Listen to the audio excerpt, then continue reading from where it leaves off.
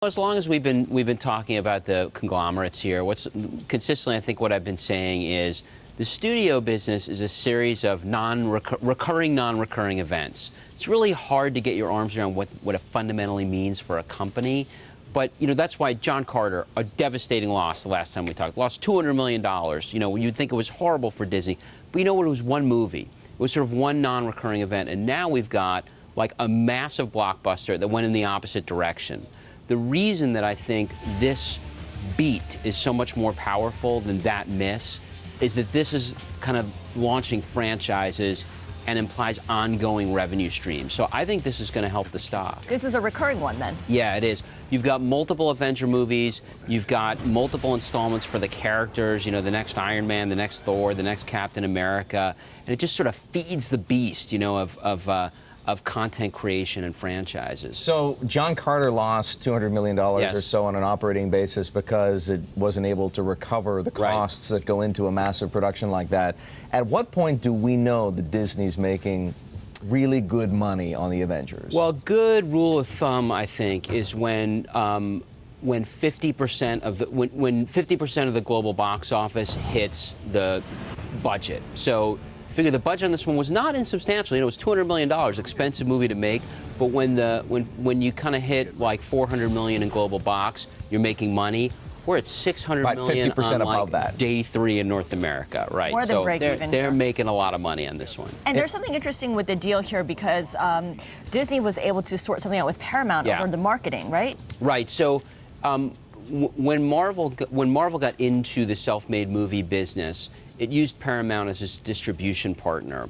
And this movie was actually supposed to be part of the original Marvel Paramount contract. And Disney went in about a year and a half ago and said, wait a minute, we want to manage as much of our own marketing as we possibly can, in part for the films, and in part because the films are really a launching pad for consumer merchandising. So think about the potential of the lunch boxes and the T-shirts and the action figures and all the toys. Theme parks.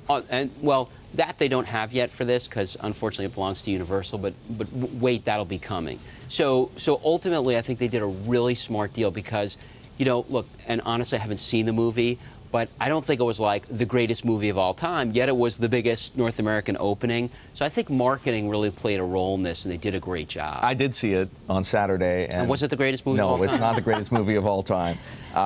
Let's be clear about that. How about another film that Disney has coming out, Brave, right? The latest installment in the Pixar series. Right. Does the success of the Avengers make it not such a big deal how well or poorly Brave does?